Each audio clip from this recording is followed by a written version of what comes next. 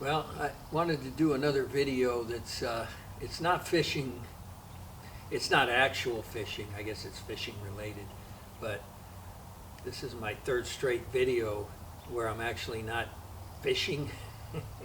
And trust me, I'm not gonna turn into one of those channels where I just talk about fishing, but I'm going crazy because I can't go fishing.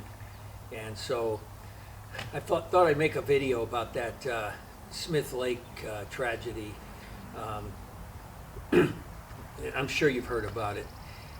Anyway, what I wanted to try to bring a different perspective, maybe, because right now, I mean, it's pretty obvious based on all the facts that Flint Davis, he was the guy in the tournament. He caused it, and no matter what reason they give, at first it was fog, then they disputed. I saw evidence there was no fog on the water. He said the sun was in his eyes. Somebody said the sun was behind him. Yeah, it doesn't really matter.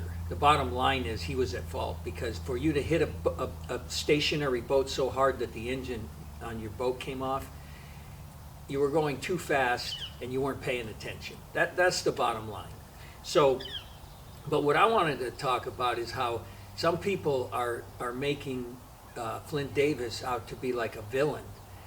And I want you to keep something in mind. The guy, yeah, he killed 3 people, and he should pay for it, whatever that is. He's going to get sued into bankruptcy, and depending on the laws in the state of Alabama, he might do prison time. I don't know, but his life's been altered forever, and he should pay because it was his fault. But he didn't kill 3 people while he was robbing a liquor store. He wasn't committing a crime. He was living his dream to be a professional bass fisherman. He's a 22-year-old kid. I know he's an adult in the eyes of the law, but when I look back at when I was 22, I see a kid. And the reason I wanted to make this video is because there but for the grace of God go I. And that's something my mother told me when I was a little kid. We were out somewhere, and I saw this kid in a wheelchair, and there was something wrong with him. His face was contorted, and I was staring at him. And my mom leaned over and she said, "There but for the grace of God go I." And then she explained to me, my mom was really religious. So in her world, God, I guess, determined which kids got to be healthy and which kids didn't. That was the gist of it. But as I got older, I don't believe that. But I understood that it could have just as easily been, I could have been born that kid, and he could have been born me. So that's kind of what there but for the grace of God go I, although I don't believe that it's the grace of God that determines that. So when this happened, I went through, the first thing was those poor people. They're out there fishing, relaxing, having a good time, and their life is taken from them. Then I thought about all of the family, their spouses, their kids, their grandkids, their friends, all the people who are affected. Then I turned to anger. How could somebody, I thought it was fog. I thought, how could somebody drive that fast in the fog? How stupid. And it doesn't matter. It wasn't fog, but it doesn't matter. It was reckless, irresponsible, negligent, whatever you want to call it. So I had the anger towards the person who caused it. But then I said, there but for the grace of God go I. And here's why.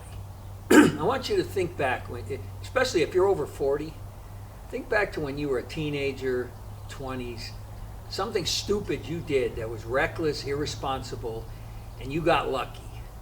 Nothing like this happened. You avoided what could have been a tragic situation, and your life went on, but it could have so easily been tragic. Here's mine. I actually have a few, but here's the one. I was his age. Me and my girlfriend were moving into a new place, and we were unpacking. We were in the bedroom. She was sitting on the bed. I had my shotgun. I had a 12-gauge pump type shotgun. I was going to put it in the closet. Before we made the move, I unloaded 4 shells out of it and assumed that it was empty. Okay, I'm not a gun guy.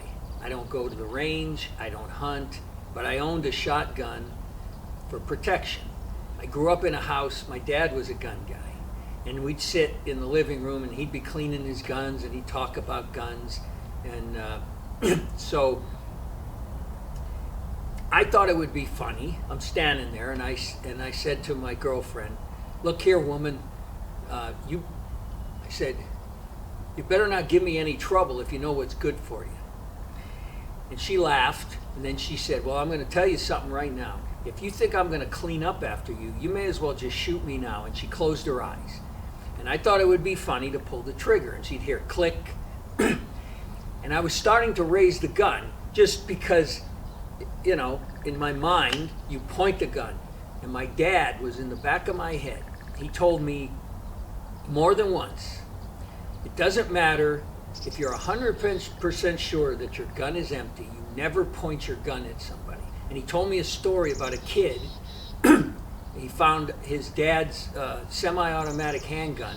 He took the clip out and thought that he had all the bullets, and he didn't know there was one in the chamber, and he killed his friend.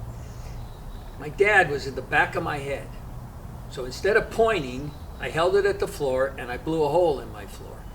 It was wood. It was a wood floor. It was raised, you know, it wasn't concrete. My girlfriend opened her eyes. They were this big. I didn't see myself, but I was probably as white as a sheet. I put the gun down. I ran over. I hugged her. She said, "John, I thought you shot me." And I held that woman for the longest time because in my mind, I knew how close I came to just doing that, except my father's voice saved me. Now think about my life. Stupid, irresponsible, whatever you want to call it. If I had done that, it wasn't deliberate. It wasn't, you know, a hostile, you know, it wasn't intended to hurt anybody, but I probably would have been charged with murder because I would have had to tell that story and convince people that I didn't just get mad, get in a fight with my girlfriend and shoot her. My life would have been completely a different path. There, but for the grace of God, go I. So when I look at Flint Davis, I know he's about to go through some tough stuff. And yeah, I'm mad at him because he took those people's lives, but that's in my head that could be me at 22. See, if he had, whatever the distraction was, I've heard multiple stories. I just heard one recently that I guess the first guy to the accident scene was fishing right there. He was in the tournament. He claims he set the hook on a fish as Flint Davis went by, and I wonder if Flint Davis didn't go, "Oh, he's got one. I wonder how big it is." And the guy was right there. I don't know. I don't really know the details, but imagine one little detail in that event that changed Flint Davis's, you know, whether it was that guy setting the hook or he was looking at his graph while he drove, because you don't hit a guy in clear conditions, you know, broadside, unless you're not looking. You know what I mean? So he wasn't looking, he was distracted. Whatever the distraction was, for the rest of his life, he's going to say, "If only I didn't," and it changed his life forever. And had he looked up at the last second and avoided it, that guy would have never gotten in a boat accident that was his fault, probably ever, because he would have learned a lesson by avoiding tragedy. You know, don't ever look away.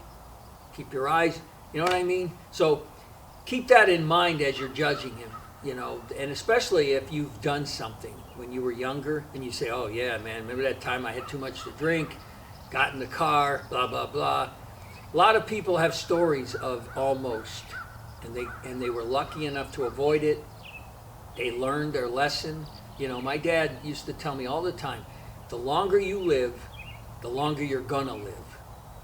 Because fatal mistakes happen to people the younger you are, because you're just not developed, you're just not experienced. You know, you do stupid things, they cost you your life.